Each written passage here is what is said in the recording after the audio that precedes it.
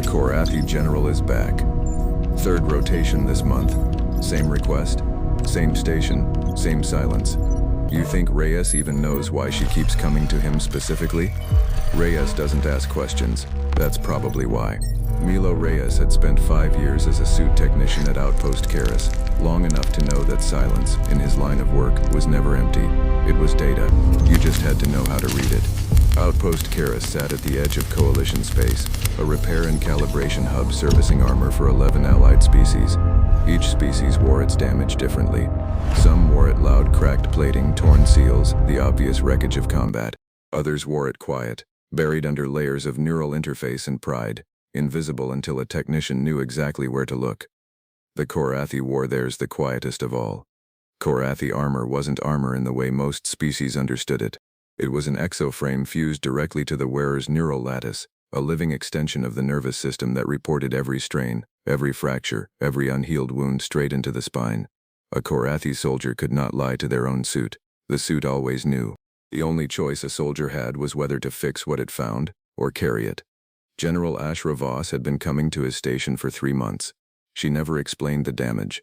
She never stayed to watch him work, not really. She stood near enough to observe, far enough to remain unreachable. She left the moment the final plate closed, without ceremony, without thanks beyond a nod that cost her nothing and gave away even less. Milo had learned, over those 3 months, not to ask. Some soldiers needed the silence more than they needed the truth spoken out loud. He respected that. He was good at his job precisely because he knew when not to push. Until the day the diagnostic told him something he couldn't quietly let pass. Asterisk. Real quick, if you're someone who notices the things other people walk right past, drop a comment and tell me what tipped you off first, because I promise there's more coming in this one than the title lets on. And if these quiet, character-driven stories are your thing, hit subscribe so you don't miss the next one. Alright, back to Outpost Karis. She arrived at 0600, the way she always did, before the rest of the bay had fully woken up. Milo liked that about her schedule, if he was honest, the quiet hour before the other technicians filtered in, before the noise of the day made careful attention harder to give. The damage this time was at the left shoulder brace. A hairline fracture running not just through the plating but into the lattice itself, the neural layer beneath, the kind of fracture that didn't just weaken the armor's structure, it leaked raw feedback straight into the nervous system underneath. Milo pulled the diagnostic display and felt something in his jaw tighten that hadn't tightened in a long time. How old is this fracture? Ashra didn't answer right away. When she did, her voice was flat, procedural, the voice of someone delivering a supply count rather than a confession. 30 days. 30 days of this reading directly into your spine. It's manageable. Milo looked at the display again, at the elevated inflammation tracking the entire lattice branch from shoulder to collarbone, a pattern his old instructor used to call asterisk, the body keeping score whether you asked it to or not asterisk. Manageable wasn't a word the diagnostic recognized. The diagnostic only recognized numbers, and the numbers were not good. Been operating at full command status this whole time. My division needed a commander, not a patient. Those aren't mutually exclusive. She looked at him then, properly. For the first time in 3 months, not the glance she gave the equipment or the wall behind him, but a direct, assessing look, the kind she probably gave enemy formations before deciding how to break them. You have opinions today, she said. It wasn't quite an accusation. I have a diagnostic reading, he said. The opinion's just what I do with it. He didn't press further. He picked up the recalibration probe instead, because pressing wasn't his job, and because he'd learned that the people who needed help least visibly often needed it most urgently. This is going to take longer than the usual visits, he said. You don't have to stand for it. She stood anyway. Of course she did. The repair ran long. Longer than any of the previous 6. 40 minutes in, he caught something in her shoulders not visible to the eye. Not really, but the suit's tension sensors logged a shift he'd learned to recognize across 5 years of watching soldiers hold themselves together in front of strangers. A body that had been braced, quietly and constantly, for 30 straight days, slowly deciding without permission, without a conscious choice, that it didn't have to be braced in this particular room. He said nothing about it.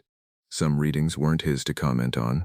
He'd learned that the hard way once, years ago, with a different soldier from a different unit, and the lesson had stuck. At the 60-minute mark, a second technician, Priya, passed close enough to glance at his station and raise an eyebrow. Korrathi repairs rarely ran past 40. Milo didn't look up. Priya didn't ask.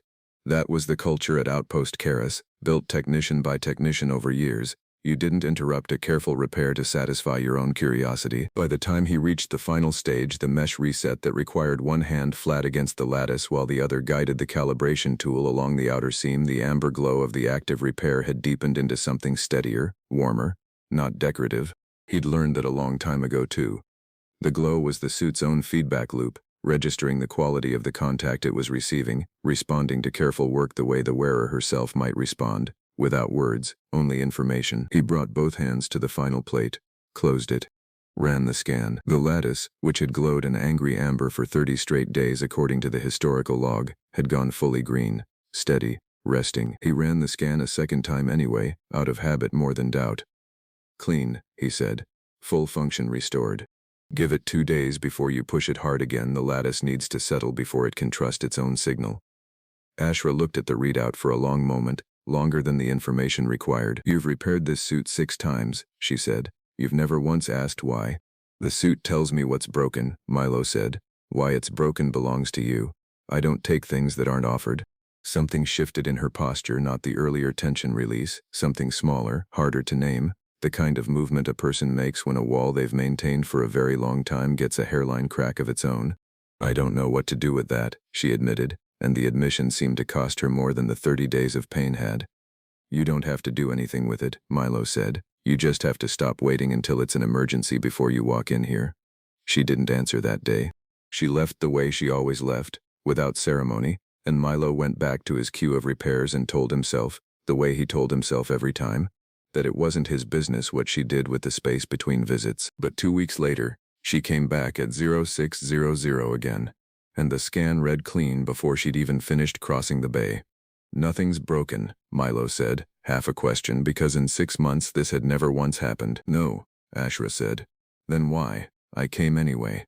He set down the scanner, pulled the work stool from beside his station and placed it where she usually stood, upright and untouched, a piece of furniture that had never once been used by a Korrathi general in 3 months of visits.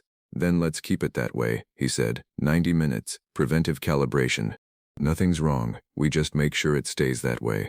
The smallest warmth reached her eyes, not gratitude exactly, something closer to relief, the particular relief of a person who has spent 30 days being told, implicitly, that endurance was the only acceptable answer. Finally hearing a different one, she sat down. Word moved through the bay the way it always did, quietly, technician to technician, without anyone quite announcing it. The general who never explained her damage had started showing up with no damage at all. The station commander, reviewing quarterly maintenance logs a month later, noticed the trend line repair frequency down, preventive visits up, and asked Milo directly what had changed in his approach. Nothing changed, Milo said. I just stopped waiting for the emergency.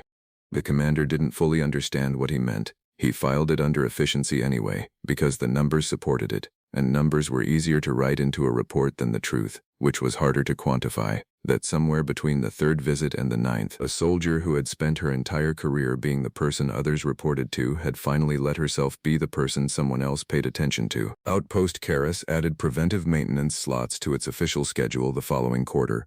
On paper, the justification was straightforward: reduced long-term wear on coalition armor, fewer emergency repairs, better readiness metrics across every allied division that used the service. The technicians who worked the early shift, the ones who'd watched it happen visit by visit, knew it was something else entirely. They didn't put it in a report because there wasn't a field for it. Some kinds of damage don't show up on a scan until somebody finally decides to check before it becomes unavoidable, and some kinds of care don't show up in a maintenance log at all. Ashra Voss still didn't explain her injuries when they happened. That much never changed. But she stopped calling 30 days of unaddressed damage normal, and she stopped waiting until her division could spare her before she walked into the bay. Milo Reyes never asked why. He didn't need to.